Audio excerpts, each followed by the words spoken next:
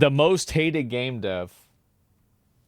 Do you guys think that Neil Druckmann is actually the most hated game dev? I think that with Western audiences, he may in fact be the most hated most hated guy, yeah. The year's 2025 and the gaming world is at war. The year's 2025 and the gaming world is at war. Yeah. On one side, the general public, who doesn't get what the big deal is. If there truly are people that are dropping off of the show, they're cowards. They didn't like strong women.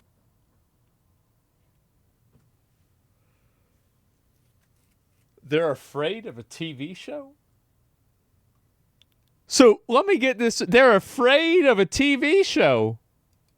They don't like a lesbian. And on the other side, gamers. Well, the attacks on gamers are just beginning. The wokest episode in television history. At the center stands Neil Druckmann. And all I'll say is at the end of the day, you're way less important. And some of you are not important at all. It's laughable. We send it to each other as jokes some of the time. The beta male, the male feminist. A once universally respected visionary. Now, the most divisive figure in gaming. This is hilarious. I saw this on Reddit.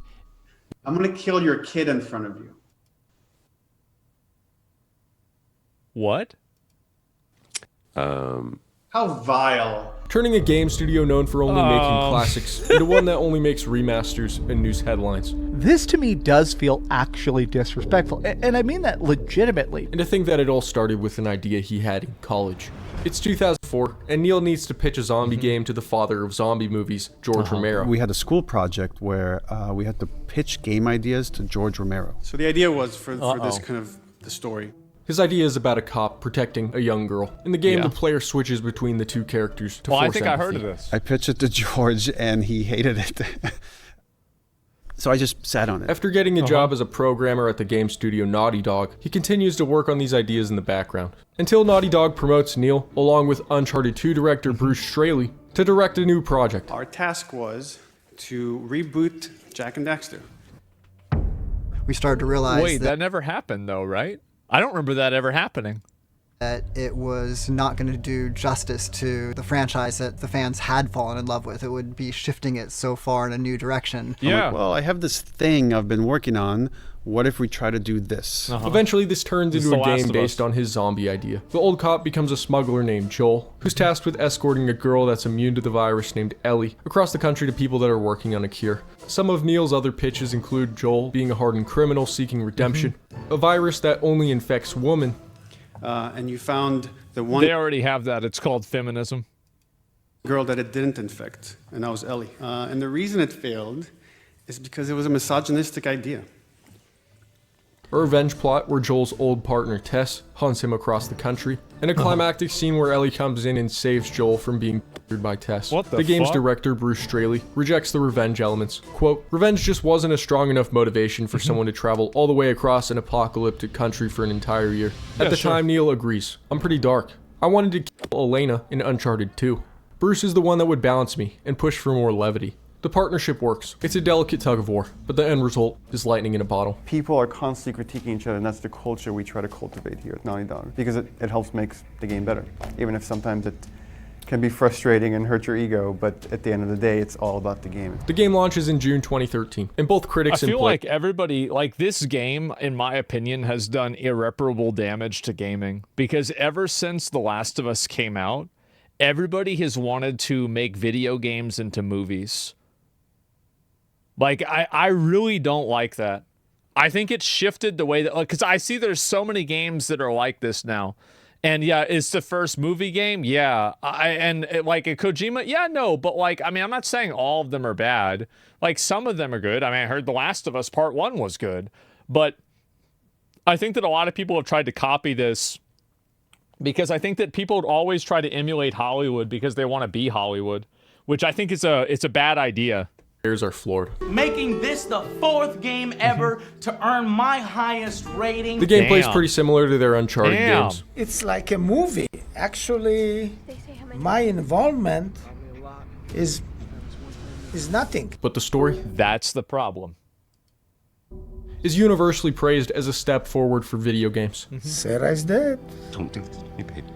The zombie win. By the end of the game, players are empathizing so hard, to the point of it almost feeling traumatic. Could you put your life on the line for me? Could you be the last of us? And the ambiguous ending sparks countless debates online. And so we don't want to come out and say this is what we intend, or this is definitely the answer, because it is open. Suddenly, Neil gets universally praised as a storytelling genius. It sticks in your mind even deeper on one level than a great work of literature or a cinematic masterpiece to some extent. But their success comes with consequences. Oh, jeez. In 2014, right in the middle of production on Uncharted 4, Amy Hennig, one of the key creative forces behind Uncharted, leaves Naughty Dog under controversial circumstances. It was very upsetting. Amy had been replaced. I don't know whether this is public knowledge or not, but that was not her choice. It was the company's choice. At the same time, Neil gets promoted to fill Amy's spot and reworks everything. Is it tough for you to go into the set and work with Neil Druckmann, or you just have to be professional and try and leave your opinions and resentments outside? Yeah. Isn't it crazy how like people can work with other people that they disagree with without completely crashing out? Like, and it's like most older people know that, but it's been lost on younger people. Yeah. The development crunch is so brutal that nearly 70% of designers quit after shipping due to creative burnout. Oh my God. Among them, Bruce Straley, Neil's creative partner and Damn. filter for his darker impulses, is gone. As Neil rises in the ranks, he grows more comfortable with confrontation. After getting some backlash for including LGBT content in The Last of Us DLC, he takes to Twitter. For each one of these bigoted and sad posts, I get thousands of positive ones from amazing fans. Some might say arguing on the internet is unprofessional, and it could leave you vulnerable to having your personal information stolen. I think that in general, if you try to push out a narrative like this and you try and do something like that, that's fine. But I think that a lot of people get frustrated by it whenever it's not really done in the main story and then you add it in afterwards in order to get like virtue signal points. Kind of like what happened with Dumbledore. That's why you should be using Surfshark, the sponsor of this video. Is that it? It keeps your online data safe and private by encrypting your internet activity. Whether you're at home or using public Wi-Fi, Surfshark prevents your personal information from falling into the wrong hands. It also allows you to bypass geo restrictions and censorship, so that you can access movies, TV, and websites that might normally be blocked in your country. You'd be surprised at just how many movies you're missing out on. Unlike other VPNs, Surfshark allows you to protect an unlimited number of devices with a single subscription, meaning you can protect your phones, computer, tablet, and even smart TV, all simultaneously. Surfshark also has a bunch of other helpful It's crazy how many VPNs there are. Like, I don't know how they all make money. tools, like Surfshark Alert, which notifies you immediately if your email, passwords, or credit card information ever appear in a data breach, so you can sleep peacefully. It's a lot. Visit surfshark.com/SirW or enter promo code SirW for 4 months free. Surfshark also offers a 30-day money-back guarantee, so there's no risk in trying it out today. I don't know. By doing so, you're also helping me make more videos. While arguing with fans might take a toll on Neil, it doesn't affect his standing at Naughty Dog. In fact, in 2017, he's promoted to vice president of the company. Now he has full creative control and a fresh team of developers. It's time to get honest. The writer's responsibility. You have no social responsibilities in your writing. The only thing you have a responsibility is to tell the truth. Just in time to start working on their next big project, The Last of Us. Part 2. Part 2. Oh! The whole world applauds. However, some fans remain skeptical.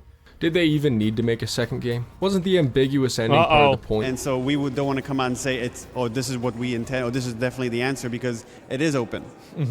I know there's a lot of people that feel this trepidation about revisiting what that ending means. No one loves these characters more than we do, and we would not do this if we didn't feel like we had the right idea. Right off the bat, it's clear this is a Neil game. All of Neil's rejected ideas for the first game are back. The revenge plot, the switching between characters mechanic, and his idea to kill a main character from Uncharted 2. The extreme crunch is also. So let me get this straight. So Baldy was keeping him in check. Baldy gets removed. This guy makes his own game the way he wants it to be, and everybody hates it. Back. Where are we on getting physics on these strands? That explains a lot. So for next time? For next time? Yes. They released a story trailer and gameplay demo, and the hype train is now at full speed. Wow! The visuals are stunning. Every square inch of the world is drenched in detail. I see this. It reminds me of every single Unreal 5 game. Dude, they did the lips so well. Yeah, that actually looks really good. Wow. So they're making out with each other. Yeah, Wow. I'm tumbling in there. That's actually... That like is seriously, that's really, really good attention to detail. And oh god. Nevertheless, even with just breadcrumbs, the online debates are already heating up. There started to be these rumors about the game, false narratives that the game has homophobic Christians, and that's who you fight. And then there's like a series of like YouTubers and websites that just run with this stuff. Neil knows the creative choices aren't going to please everybody, but as long as no one inside spoils anything, he thinks the backlash will be manageable. And I was able to dismiss it, and then the leaks happened. And then all of a sudden it's like a flood.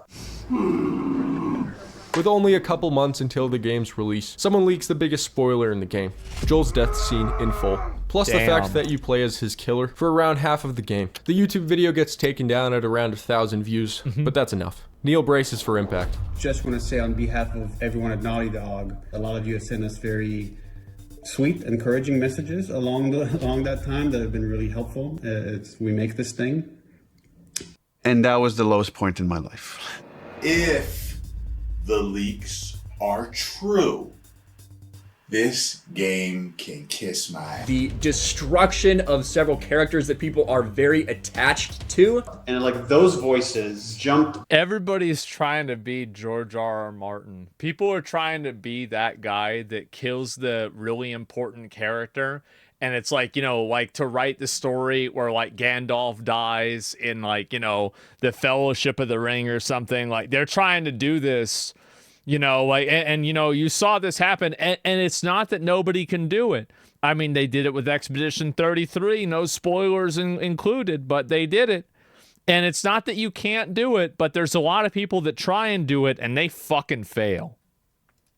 On Joel dying and the fact that you played Joel's killer, and then the fact that they said that like Joel's killer is transgender. If you think that game could be spoiled by a couple screenshots, really? No matter what you've seen or heard, After you hear them, you're not going to want to pick up this game. or read, nothing compares to playing this thing from beginning to end. Joke throughout production would say is like the downfall of Naughty Dog. This is it. This is the downfall. This game is the downfall of Naughty Dog. The game releases in June 2020, and within hours of the game's release, hundreds of negative reviews start flooding the game's page.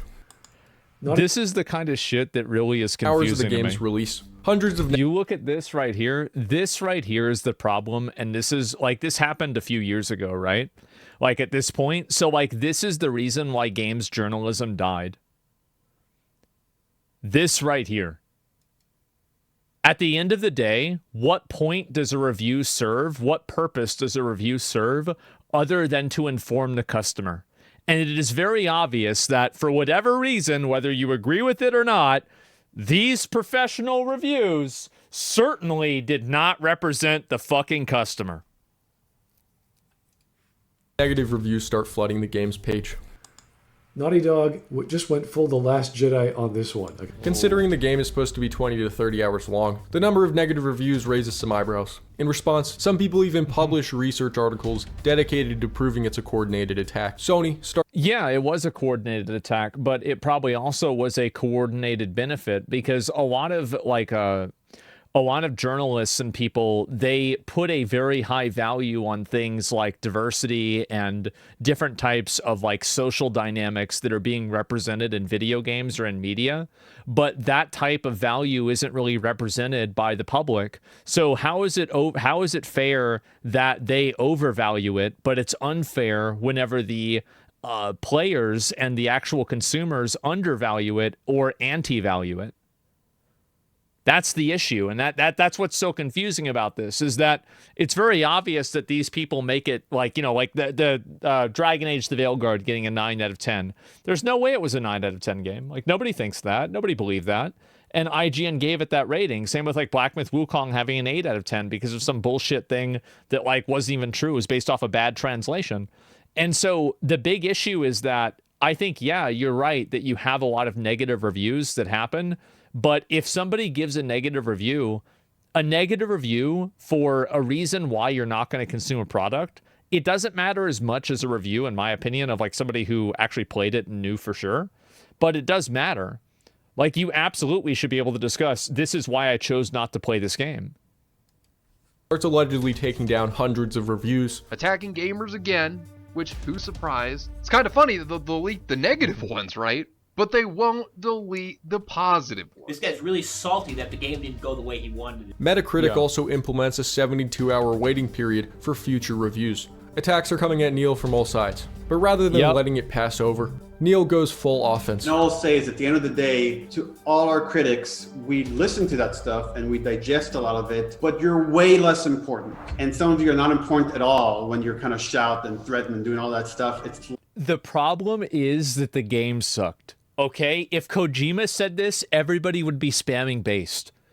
The problem is not that you're acting this way. The problem is that you're acting this way after your game flopped. That's the issue. Laughable. We send it to each other as jokes some of the time. Look, I get it. You love these fictional characters, but they're not real. You do know that, right? Guys, don't be scared of therapy. Think of it like working out for your brain. But soon, bad reviews aren't the only thing on Neil's plate. Some of the more observant fans notice lies in the marketing, mainly that Joel is added in post to make it look like he's a bigger part of the game. They also make him look different. I don't know why they would do that. Just have scenes in the trailer with Joel in them. That's not hard to do. They went out of their way to cut clips to make it look like Joel is involved in the scene. Fans call it false advertising. So they're trying to bait people in there by knowing this is the character they like the most, and then they're gonna kill the character that they like the most, and then somehow this is gonna be what the fans want. But Neil says he just didn't want to spoil the surprise. Metal Gear Solid 2 is one of my favorite games, and I know some people hated it. By the way, that's a completely justified reason. I don't mind that at all. For him to say that, that's totally okay. I loved when I played Metal Gear Solid 2 and I saw those trailers. You were deceived, right? Because they moved boss battles around. You always saw Snake. They never showed you Raiden. And I remember like, oh, I'm playing a whole new character. This is f***ing awesome. However, fans bring up an IGN article from 2018. A great example with this too is that it's Expedition 33. Like it's a kind of a new game, so I'm not going to spoil it. But it's very obvious that, you know, I mean, I had no idea that was going to happen. I had no idea at all. And it's because of the way that it was advertised. And that was a good thing. Neil is saying Ellie will be the only playable character. To make the situation worse, as the Game Awards approach, when The Last of Us Part 2 is nominated for Game of the Year, Neil tweets, "The Last of Us fans, activate. For every vote you cast for The Last of Us Part 2, a hater loses their caps lock." This wasn't a good tweet. First of all, it's crazy how this guy, you know, heel versus babyface as went on that pronouns rant about Starfield. And it's like, again, it's like one of those things where like it just gets, it's like an appreciating asset. Like that rant becomes more relevant and more people resonate with it every single year. It's a very passive-aggressive tweet, particularly with his emoji at the end. He apologizes, saying it was all a misunderstanding. Stop defending Neil Cuckman. Well, no, I was just saying that I don't know, like, I'm just talking about this, I'm just being fair, right? Like, I'm saying, like, oh, yeah, that would make sense to me if you want to give people the impression this is what's going to happen. Like, yeah, I don't think it's bad to say that. I want to come across as someone who dislikes criticism. My tweet was meant as a joke, RE trolls. Yeah. Essentially, we're living in his head rent-free. But none of his former fans buy it. Multiple YouTubers report receiving strikes from Neil over videos critical of the game or the leaks. Not only did Naughty Dog strike down my YouTube channel along with so many others, they also are responsible for my Twitter account being taken down. Come September 2020. Where's the fucking receipts for something like that, you know? Neil's ongoing battle with fans hasn't died down, and Naughty Dog hasn't announced any new games. Fans are getting impatient, but it gets worse. In 2022, they announced a $70 remake of The Last of Us Part 1. $70? For a remake of a $20 game that's already been remastered. Well, at least it's... They gotta have that money. Yep, they need that money. It's coming to PC. Hopefully the port is okay.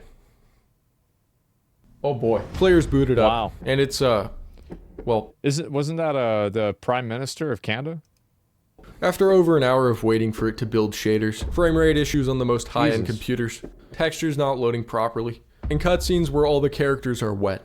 How does this one even work? If you plan on buying The Last of Us 1 remake, you're an idiot. You don't deserve to call yourself a gamer or ever play video games again. In fact, you don't even deserve to peek at a video game ever again. And quite frankly, I hope your hands cramp up. After 2 years, who is this guy? Sales disappoint. Critics call it unnecessary, and the goodwill in Neil's haters all but evaporates. Yeah, I remember when this came out. Druckmann became an egomaniac after The Last of Us and lost his sense of humility. Fast forward a year, and things aren't looking much better. In terms of games, just remasters. Yeah, I think that a lot of people don't like Neil Druckmann because he comes off as the most pretentious theater kid, like, you know, trying to put on and project the image of being this, like, tormented, you know, like, writer or, like, you know, like, creative mind. It's like this guy's Vincent van Gogh, but the only thing that he did was stab himself in the chest. You know? Or cut off his ear. But Neil feels good. He's been promoted to head of Naughty Dog, and HBO launches The Last of Us TV series. Before it's released, Neil announces major changes to the story, with no input from Bruce Straley as far as anyone knows. For example, the Bill sequence works very well in the game because you're fighting the infected with Bill. I think if we had adapted that exactly as is for the show, maybe a thrilling episode, but dramatically would have been a lot less interesting than where we've ended up, which we changed it quite a bit. His ex-fans are primed to hate it, but in the end, it's actually pretty good. In fact, HBO says it's one of their most popular shows that year. Neil becomes somewhat of a mainstream celebrity. New fans start pouring in, game sales spike, and he finally feels like he has some people on his side. Until season 2. It's crazy because that's exactly what happened with the game. It's almost like if you tell a story, like this is a big fantasy that a lot of people that are in media believe, is that the average modern audience cares less about these social issues and different types of dynamics than gamers do. But the reality is that, in fact, it's the opposite. Gamers and, you know, like online people are much more accepting and open-minded of things like non-traditional gender roles, non-heteronormative relationships, like all of the things that, you know, people complain about woke stuff with. There's a lot of like average Walmart Americans, and they just see that on the TV. They said, oh, this is weird. What's a, oh shit. This is, oh, I didn't watch this game. Okay, what's this? And they're done. They don't even think about it. Yeah, if you push it, right? Like they're not even like, it's not like they're getting mad. They're not writing like a whole thing about it. They're just like, oh, this is weird. I'm not going to watch this. And that's what an average person, I think, does a lot. And I think that what these people believe is that average people, because they think that they're average, but they're not average. This is like a very unique viewpoint that they have. Average people are totally okay with this stuff, but they are absolutely not.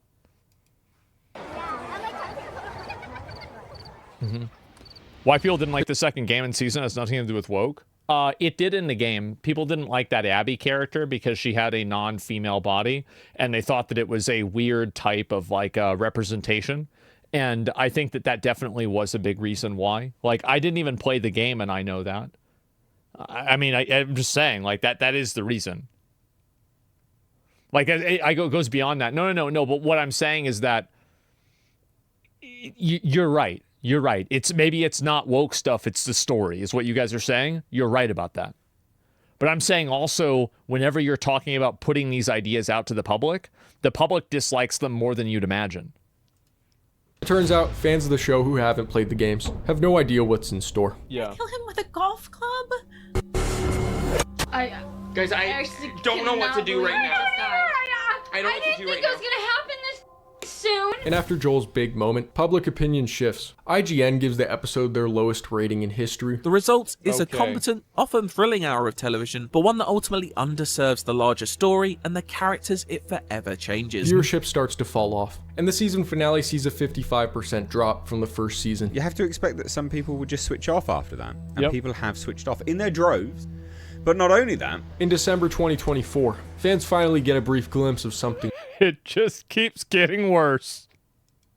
New. This time Neil has an executive producer role, but that doesn't make it void of controversy. Bro, I saw that Intergalactic the Heretic Prophet literally had more dislikes than Concord. Actress for Naughty Dog's upcoming game Intergalactic Heretic Prophet mocked gamers by sharing pro-DEI fan art. These are games that definitely are I love how this happens, and like what's really funny is that the current reality is that this game is underwater, and they have to they apparently are telling people at the studio not to go on the internet and not to talk about it or think about it. And then this game, they totally changed the way that Siri looked from the original video, or at least Siri looks, it's very hard to say whether they changed it or not, but Siri looks totally different than the way she did from the original video, and she is 100% hotter. So, like, this is literally an L and an L. Gamer, these companies It'll get shadow dropped. Have to be boycotted. But Neil says not to worry, that this next game is going to deal with a much less controversial subject matter. Oh, we made a game with The Last of Us 2. We made certain creative decisions that got us a lot of hate. So the joke is like, you know what? Let's do something that people won't care as much about. Let's make a game about faith and religion. Whether it's any good or not, we've That's yet to funny. see. But it's clear Neil's not taking his foot off the brake anytime soon. I can respect a guy that's got his ideas, you know, and he has his creative vision and he wants to do it. But at the same time, I don't really think this is going to go anywhere. And I feel like, honestly, with a lot of studios, there's a video, give it a like. I've never actually watched one of this guy's videos, Sir W. And yeah, his 89,000 subscribers. This is a good video. And it's funny for me to see this, but I do think that Neil Druckmann has become like the fucking... like, he has become the spirit animal of every pretentious, annoying, woke, theater kid, pretend, tormented artist, writer that just makes shitty stories that people don't like. I feel like this is the guy, right? The anti-Kojima. Yeah, because everybody wants to be Kojima. And like, this is like our, you know how like, you know how like sometimes they have like a fucking store brand of something, like the Great Value. This is like our Great Value Kojima. And it's sad. And I think also there's a lot of people that write great stories and they just don't do like all the self-aggrandizement. You know, like Shadowbringer's story was written by a woman apparently in Final Fantasy. People love that. You've got the Expedition 33. People love that. So, like, the entire premise of this is bullshit. I'll be right back. Give me a minute.